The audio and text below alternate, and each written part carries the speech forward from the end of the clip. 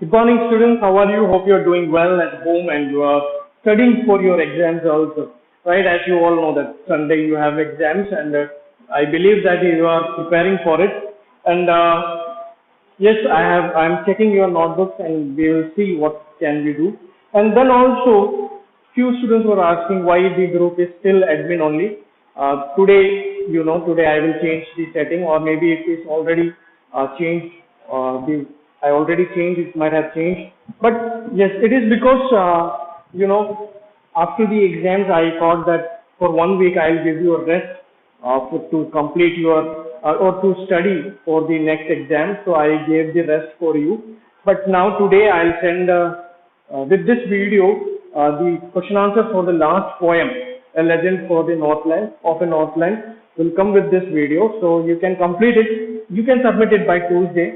So you can complete it in the meantime. ठीक है?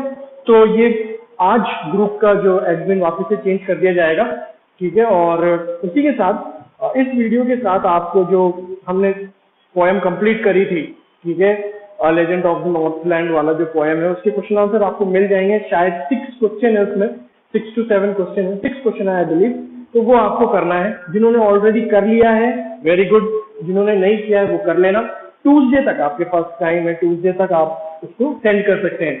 ये एडमिन इसलिए किया गया था ताकि आप लोग क्या करें, क्योंकि मैंने अभी तक होमवर्क नहीं दिया है, तो आप लोग आराम से रहें और आप लोग जो एग्जाम है उसकी तैयारी आप कर सकें, इसलिए मैंने एडमिन वो ग्रुप कर रखा था. तो आज हम क्या करेंगे, today we will start with a new topic. आज एक नई टॉपिक हम स्टार्ट करेंगे. हम लोग ग्रामर की तरफ जाएंगे, राइटिंग पोर्शन में. जैसे कि आप बोर्ड पे देख सकते हैं, लेटर राइटिंग हम सीखेंगे कि लेटर कैसे लिखना है. नाउ स्टूडेंट्स, आप लोग बचपन से ही लेटर लिखना सीख रहे हैं, और मेरे हिसाब से पिछले सालों में 8th में और दूसरी 7th में आप लोगों ने लेटर लिखना सीखा होगा.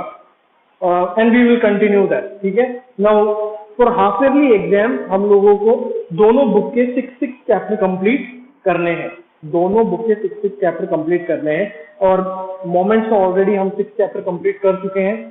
बिहाइव के अंदर हमने 5 तक आ चुके हैं, क्योंकि उसमें 1-2 ओमिट भी थे, तो 5 तक तो हमने कंप्लीट कर लिया है. 6th जो चैप्टर है वो कंप्लीट करना है. मैं आई थॉट कि एक बार हम लोग लेटर और 1-2 टॉपिक राइटिंग के अंदर से 1-2 टॉपिक हम कंप्लीट करेंगे, उसके बाद हम लोग 6 चैप्टर भी कंप्लीट कर लेंगे. ठीक है.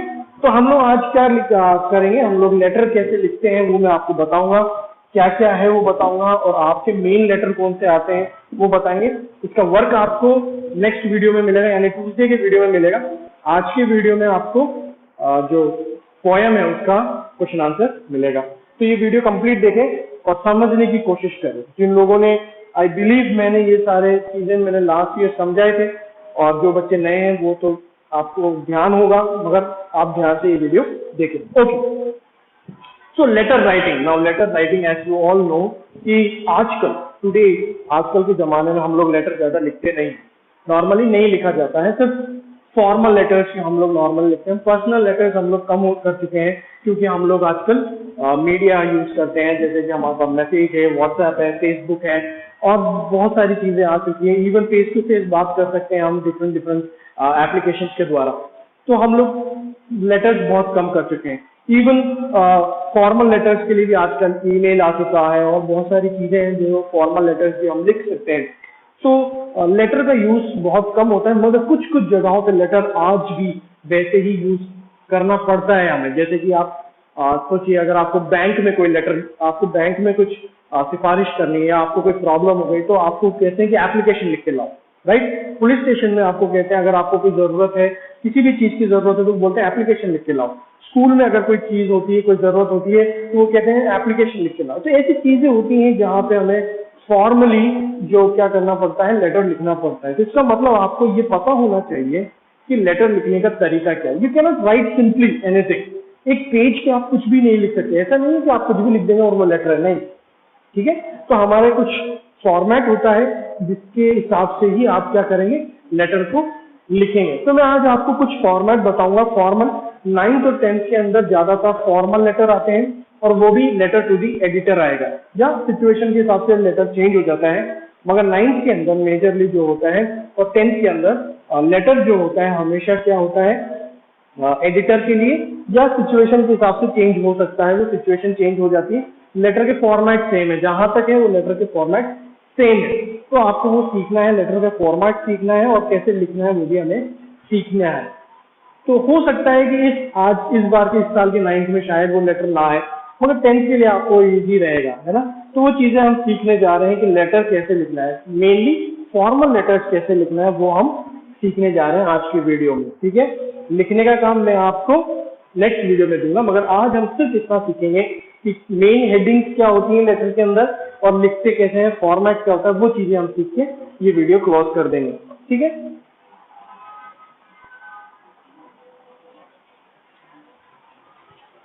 जस्ट इमेजिन कीजिए ये आपका पेपर है।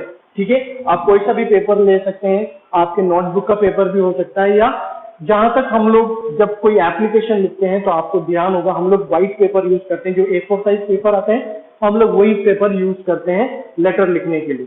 तो हम लोग सबसे पहले उसका एक साइड का एक मार्जिन बनाते हैं, फोल्ड करके या कैसे भी करके एक मार्जिन बन जाता है। मान लीजिए ये आपका मार्जिन बन चुका है। अब एक लेटर लिखने का तरीका क्या होता है, ऊपर भी हम थोड़ा स्पेस छोड़ देते हैं। आपको पता है आपके पेपर में भी, कॉपी में हमेशा ऊपर और साइड में हमेशा एक मार्जिन होता ही है ना। तो हम लोग ऊपर और यहाँ पर भी हम साइड में जगह छोड़ देंगे, एक छोटा सा मार्जिन हम रखेंगे, ताकि पेपर अगर मान लो वो लोग कहीं फाइल करते हैं कि ये पेपर मुड़ जाता है तो फट ना जाए। तो इसलिए मान लीजिए हमने यहाँ पे चारों तरफ थोड़ी थोड़ी जगह छोड़ दी, लिटिल लिटिल मार्जिन, जो आपको पता है नोटबुक के साथ। अब मान लीजिए आप लेटर लिख रहे हैं, फॉर्मल लेटर लिख रहे हैं, and you are writing to, let's imagine you are writing a formal letter and I will tell you how the formal letters work. सबसे पहले क्या होता है, सेंडर्स एड्रेस।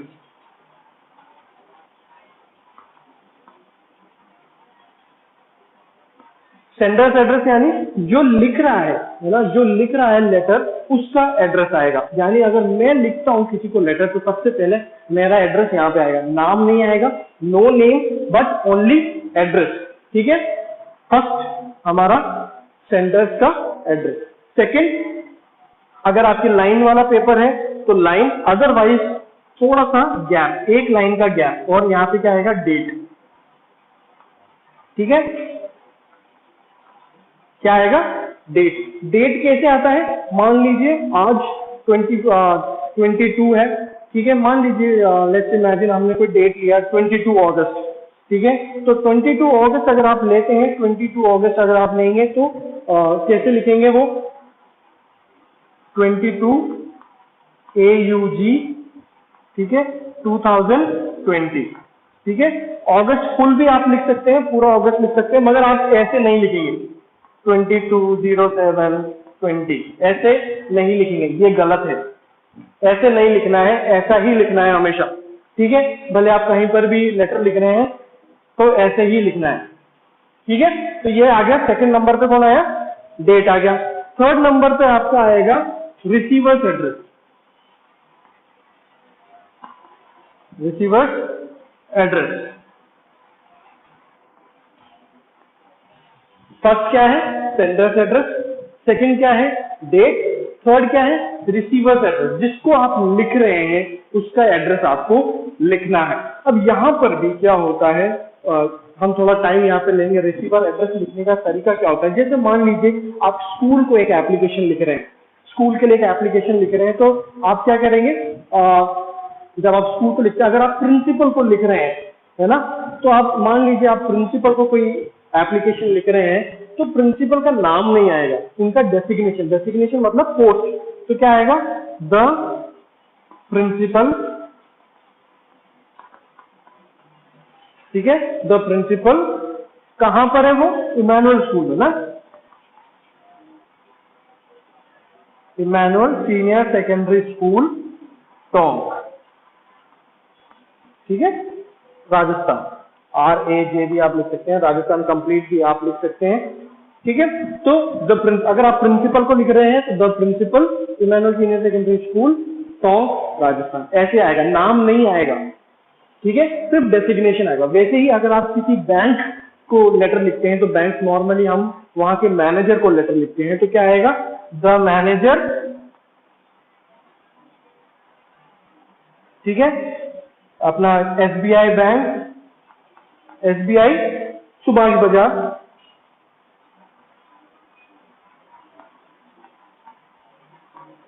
टोंक, राजस्थान। ठीक है, अगर आप मान लीजिए किसी पेपर पे लिख रहे हैं तो सीधी सी बात है, आप अगर आप न्यूज़पेपर वाले को लिख रहे हैं तो द एडिटर, कौन से पत्रिका वाले को लिख रहे हैं तो पत्रिका, न्यूज़पेपर, ठीक है, जो भी है, टोंक, राजस्थान। ठीक है, तो ये कुछ तरीके हैं कि जिसको आप लेटर लिखते हैं उनका डेसिग्नेशन आएगा और उनका एड्रेस आएगा कहां पर, ठीक है, उनका नाम नहीं आएगा। तो आपको समझ में आ गया कैसे लिखना है रिसीवर्स एड्रेस।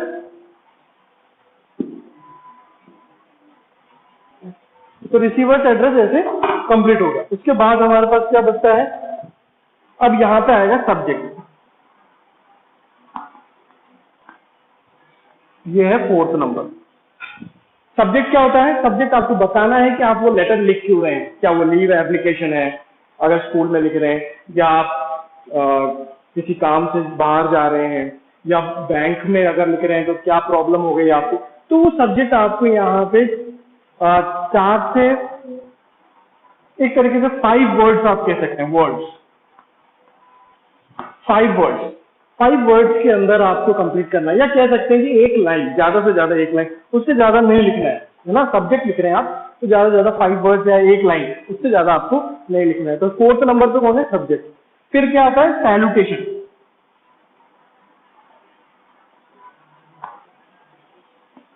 सैल्यूटेशन क्या होता है, सैल्यूटेशन होता है जैसे ये 6th वाला होगा ना, सैल्यूटेशन होता है रेस्पेक्टेड मैम, रेस्पेक्टेड सर, इसको हम कहते हैं। तो ज्यादातर मैं आपको एडवाइस दूंगा कि डियर भी हम लिख सकते हैं, मगर जब आप कोई फॉर्मल लेटर लिखते हैं तो डियर ना लिखें, आप क्या यूज करें, रेस्पेक्टेड। ठीक है, रेस्पेक्टेड सर या मैडम। मैम ना लिखें, मैडम लिखें, ज्यादा अच्छा रहेगा, रेस्पेक्टेड सर या मैडम। ठीक है, दोनों में से जो आपको अगर पता है कौन है वहां पे, तो उस हिसाब से आप सर या मैडम का यूज कर सकते हैं। कई बार आपने देखा होगा कि आप जब गूगल पे सर्च करेंगे या कई लेटर्स में देखेंगे दोनों लिखा हुआ था, रेस्पेक्टेड सर मैडम लिखा होता है ऑब्लिक लग के। क्यों, क्योंकि हमें नहीं पता कि वहां पे कौन है ना, इंचार्ज कौन है, इसलिए हम लोग दोनों लिख देते हैं कई बार। ठीक है, तो वो भी कर सकते हैं। तो रेस्पेक्टेड हो गया। फिर उसके बाद आपका आता है, सबसे पहला पैराग्राफ आएगा इंट्रोडक्शन का।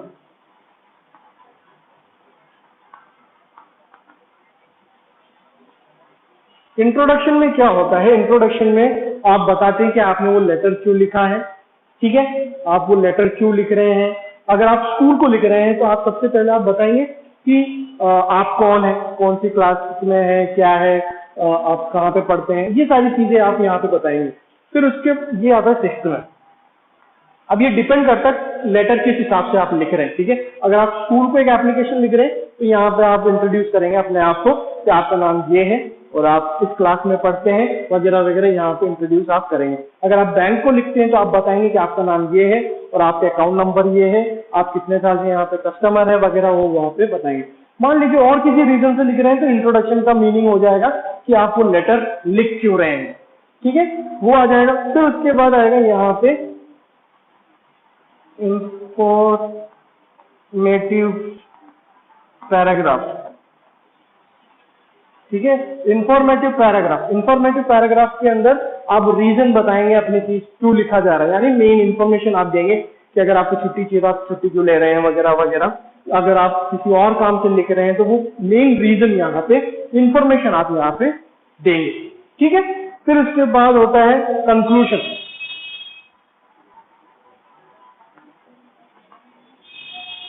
कंक्लूजन हर लेटर में आता है, लास्ट में आप क्या लिखना चाहते हैं, आप क्या चाहते हैं। तो आपने यहाँ पे बता दिया कि अगर आप लीव एप्लीकेशन लिख रहे हैं तो आपने बता दिया कि क्या रीजन है। उसका कंक्लूजन में आप लिखते हैं कि आप चाहते हैं कि आपको 2 दिन की छुट्टी मिले और आप रिक्वेस्ट कर रहे हैं प्रिंसिपल से या टीचर से कि आपको वो छुट्टी दे दे, या फिर किसी और रीजन से आप लिख रहे हैं, जैसे बैंक में आपने लिखा कि एटीएम आपका खराब हो चुका है, आपको चेंज कराना है। तो कंक्लूजन में आप लिख सकते हैं कि आपको वो जल्द से जल्द एटीएम जो है वो चेंज करके दें ताकि आपके बाकी काम चलते रहे, ठीक है। वो कंक्लूजन में आ जाता है। उसके बाद आता है हमारा क्लोजर या एंडिंग भी हम कह सकते हैं। एंडिंग 9-12, ठीक है। 9-12 जो एंडिंग होता है, एंडिंग में आता है योर सिंसियरली और आपका नाम, योर सिंसियरली, योर फेथफुली, जो ये चीजें होती हैं वो यहाँ पर आएगी और लास्ट में आपका नाम आएगा। कई बार हम सिग्नेचर भी कर देते हैं मगर आपका नाम आएगा, और यहाँ पे आपको एड्रेस लिखने की जरूरत नहीं है। क्यों? क्योंकि आपने एड्रेस सबसे ऊपर लिख दिया, ठीक है। तो ये 9 हेडिंग्स होती है। एक लेटर, फॉर्मल लेटर लिखने की 9 हेडिंग्स होती है।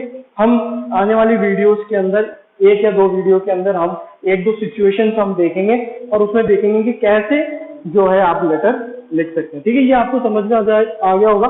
सबसे पहले सेंडर्स एड्रेस यानी लिखने वाले का एड्रेस, डेट, फिर उसके बाद रिसीवर जिसको आप भेज रहे हैं उसका एड्रेस, सब्जेक्ट किसके लिए क्यों लिख रहे हैं, salutation, respected madam and sir, introduction, आप क्यों लेटर लिख रहे हैं, आप कौन है, इंफॉर्मेशन, पूरी बात बताएंगे आप, इंफॉर्मेशन देंगे कि क्या ऐसा हो रहा है, कंक्लूजन, क्या चाहते हैं आप, और एंडिंग। एंडिंग यानी yours sincerely, yours faithfully, yours affectionately, जो भी, ठीक है, वो यहाँ पे, और आपका नाम, ठीक है। ऐसे 9 हेडिंग से जो कि एक लेटर को लिखने के लिए आपको काम आएंगे 9th में, 10th में, या आगे जब भी आप कभी भी जरूरत पड़े वैसे काम आएगा। तो नेक्स्ट वीडियोस में मैं आपको एक सैंपल या कह सकते हैं एक एग्जाम्पल मैं आपको दूंगा जो कि आपको हेल्प करेगा कैसे वो लिखना है, ठीक है। तो इस वीडियो के साथ आपको पोएम का जो क्वेश्चन आंसर है वो मिल जाएगा। नेक्स्ट वीडियो में हम लेटर को कंटिन्यू रखेंगे, और जो क्वेश्चन आंसर है आप ट्यूसडे तक आप सेंड कर सकते हैं, ठीक है। तो स्टडी वेल, ठीक है। जब तक हम नेक्स्ट मिलते हैं, स्टडी वेल, अपना होमवर्क कंप्लीट करते रहिए। साथ ही साथ संडे को आपको एग्जाम है, उसके लिए भी आप वर्क करिए and try to do well in the exams, ठीक है। और सेंड करें उसको भी, एग्जाम में पेपर सेंड करें and do your work on time, ठीक है।